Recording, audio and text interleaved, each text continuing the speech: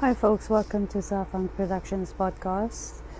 This is Z, your host on the Zafang Productions podcast. With this series where we're talking about the 5 F's as a foundations for a tolerable life. The 5 F's being, in parentheses, faith and forbearance, and right in the middle, keeping it all together, keeping the finances, family and friends together. Over the past few weeks, we've talked a little bit about my idea around introducing the 5 F's to everyone on this podcast. I think it's part of a project to get us to claim a sense of radical accountability for ourselves and our actions, and to just create a sense of awareness in our bodies and around ourselves, and build our intuition to such a space where we can recognize our impact, and we can recognize our capacity, and we can recognize when we need to, take some time out because we are working too much, or take some time out because you are low on energy. I'm hoping that we become self-actualized in the most authentic way. The show is not very heavy. We're keeping things very, very light. These are still just introductory episodes before I can build up enough of an interview schedule with some guests I'd love to have on to discuss these different topics. But these are truly just the introduction. For today's show, we're talking about the final F just before I get ready to do a bonus live episode for the actual final F, which is the golden thread that binds it all together, and that's forgiveness. Okay, but forgiveness will be discussed only on the live, and I think this live I will actually keep up for a few days or a while longer. I usually remove my lives right after we stream, but this one I think we'll save the video and keep it. I'm quite looking forward to that episode. But for now, this is just a really very high level introduction to finances and what it means, especially in the 5F series. So let's start. What do we mean by finances? Isn't that rather superficial? Well, no, not really, because it's the main resource we need besides for the basics, which is food, water and shelter. But also the most basics of our human needs are not free. We don't get free food, we don't get free shelter, and we don't get free water. So we have to earn it. Right, so we are in some kind of servitude toward someone who has something that we need for our survival. Already there's a power imbalance, but the power imbalance continues on and on. The bigger the need, or the more weighty the exchange is, right? For example, buying a banana can cost you $2 a pound. Right, but buying a house can cost up to 2,500 a square meter, right? So it just depends on what the value, the perceived value of the item is, and then it's the contract between you and the person you are purchasing from. It's an agreement that because you are taking this, you are giving them the money, and that's the exchange. It's a full spiritual exchange, right?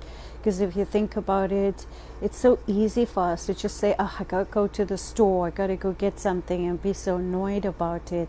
But when you have absolutely nothing, or when you've had everything and you've lost everything, it becomes a reminder again for the days when you had nothing.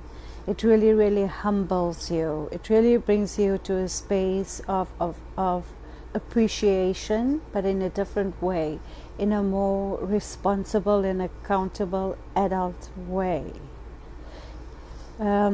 which I guess is what finances really is about, right? It really is about you being accountable for your time and your action. And if you want a true indicator of how well you are doing in life, irrespective of where you are in the world, it would of course reflect in your finances. And there are very many different financial strategies we can take in this world, right? Just off the top of my head, we can go a blue-collared way or a white-collared way, right? Which means we can either work in construction or we can work in the office, okay? We can either be a career professional, right, or we could be a professional specialist like neurosurgeons and scientists and really smart people, okay? Or we could choose to, instead of working in a specialized field to earn a little bit extra, we work in a different field because we value life experience a lot more than spending very many hours and years of your life just learning and studying, right? Some of us, we have different environmental needs. So some people cannot afford to study for 8 or 12 years to get a doctorate in any subject matter at all.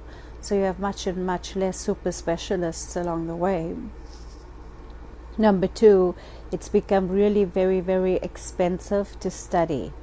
And what I've actually done is I've asked Google what is the average amount that university students, their undergrad degree students, when they exit out of university, what's the average amount of debt for the students? And the average amount of debt for the students is $25,000 and up. Of course, the more you study, for example, medical students, their credit bills come up to like $300,000 at the end of their studies. So it can be very, very expensive if you choose that route, but then you know for sure that there's a reward at the end of all of that sacrifice, right? You would be in a position where within a few years you'd be able to pay off all of that debt.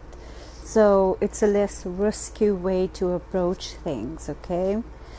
Then there is, of course, where you could have the strategy where it doesn't matter what you do for work, but most of your money is spent on investing. So instead of saving in a bank account or instead of buying expensive stuff or anything like that, you choose to solely invest, right?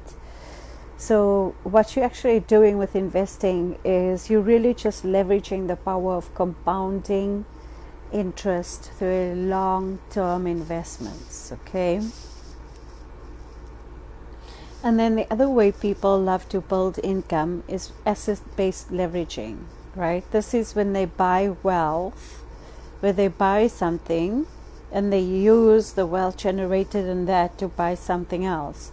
So they're always keeping this kind of cash flow going, but they're actually not using any of their own money, right? And what happens is people want to acquire good debt, okay? And then they want to start generating passive income, and then they want to leverage that income for the next asset they buy. Like when people buy homes, they keep it for a couple of years, and then they use the appreciation the appreciation value of that home as down payment for a second property. Then the first property maybe becomes a rental, or the second property becomes a rental, and thus they start building their real world asset. They start building their real world assets, right?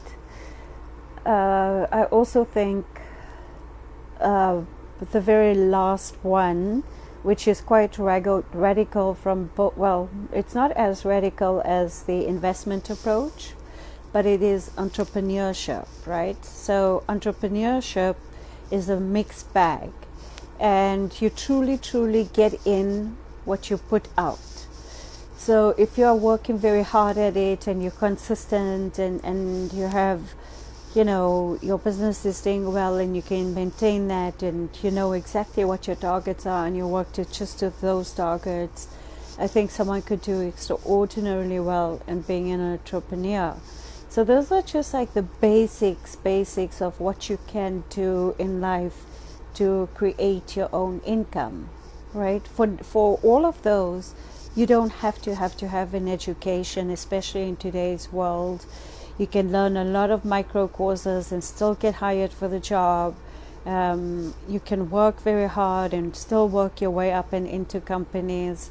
It still happens. So financially, we have a lot to cover, right? So number one, what's your financial game? What's your financial strategy, right? Are you an investor? Are you a real world asset builder? Are you an entrepreneur? Basically, how are you earning your income? Thereafter, also with finances, we then have our obligation and duty to others, because once again, we do not live in the world by ourselves. We share it with others, and the way we add to the common good and the collective is through taxes, or we pay charities from our churches and our spiritual organizations in varying means and ways. And it's just the human spirit. If we had to dive into how much of free money actually circulates around the world, I'm sure it's trillions and trillions and trillions of dollars just on giving. Just one person giving another person, going about it really very quietly, and just gone. It's just all about giving. So that's going to be an entire discussion on its own, because different people, depending on what your privilege is, different people have very varied approaches to what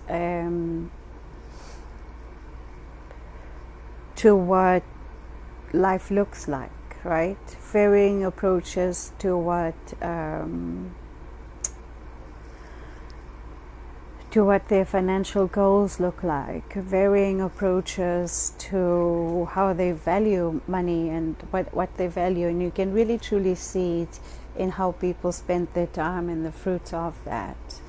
And it's true what they say in this world: birds of a feather flock together. So it doesn't matter where you are in the world, whoever is meant for you will always show up for you. And I think that is true for almost any person in this whole wide world. Anyways, I have a really wonderful note created with the help of AI, which I will put in the show notes below this, just to get the conversation started on finances, and just so that we have this really cool table on just the different financial strategies there are, the primary focus of each, the key steps and actions, the pros and the cons of each, and who it's ideal for. This is very, very top level. It's the most basic introduction to understanding what your finances are, right? But just know it's an exchange of resources, right? And the most important thing about your finances and the strategies you adopt for your income generation is that none of it can happen if you are not on solid grounding.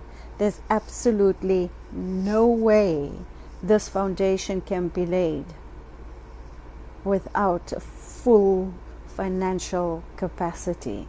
And when I say full financial capacity, let's just use the word finance as the umbrella term for everything, for your own personal health, your own personal well-being, your emotional stability, your psychological health, right? Your physical health, your spiritual health. It's all under finances, and it reflects all through your finances. Once again, we're using finances as the data point or the indicator for how well you are doing in life. Okay? Remember, life is kind of like a messy library, right? The data you put in is the data you're going to get out. Okay?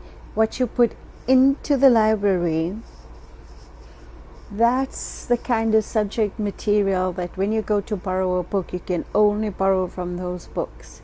You can't go take from someone else's library because that's their own life and their own mind.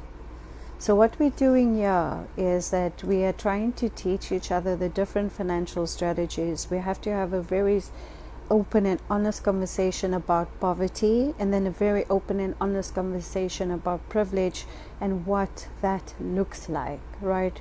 I'm sure we could go on discussing forever what different privileges look like under the concept of finance, right? Because if finance is the indicator of our well-being, what about those people who are ill and it's not by choice, right? What about those people who get born into conditions that references them into a particular way of living and a lifestyle, or there's coercive control and all of these kind of things, or, I don't know, maybe you're listening to me from underneath the bunk of someone who kidnapped you. We don't know what your circumstances are, right? But there are varying reasons why for some people would have a different financial outlook than others. And for those people, I say, the truth about this world is that not everything is your fault, and also everything is your fault. And that's what we have to always remember, especially when it comes to finances. For example, the next time someone is doing well, wish them well, congratulate them, get excited for them, and then you go get the same or better. Whatever it is for you, just go do it. Use that energy for creation and innovation and forward movement. Don't get stuck, don't get derailed by the little whispers of demons telling you that you're not worthy, only others are, and don't get sucked into that. It doesn't work. Just do it afraid, but do it anyway.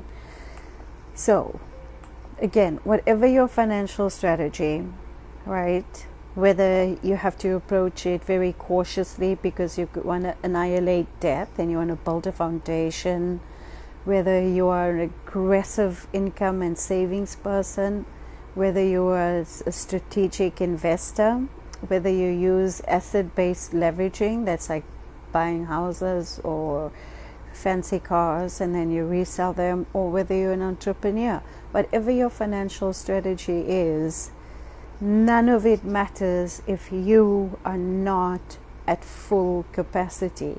What you give to your friends and your family and how you create community and solid familiar structures is when your cup is overflowing, right? Your wealth and your health and your source energy is overflowing, so you can give to others from the overflow. Kind of like subsistence farming. It's the same with our energy, it's the same with our mental health, it's the same with our emotional wealth or health. You give from what is overflowing. You do not take away from what you have. Before I leave you for today, I'd like to remind you that when lifeguards have to rescue someone, they do so, they have something called defensive rescuing, where if you can see that the person is actively drowning and in a very dangerous state where they would, because of the panic, also cause you to drown, it's best for you to kick them away than drown with them. I know it's a really very tough image, but that is the brutal truth about life. Sometimes you gotta let one go. Anyway, I look forward to further discussions. I look forward to seeing you soon at 8 p.m. for the for the live. And if you missed the live, don't worry, it will be up on the video by the time you hear this podcast. It will definitely be there. Take care. Thank you so much for your support. Thank you supporting Zafunk Productions podcast with your subscription, likes and comments. Have a wonderful day wherever you may find yourself.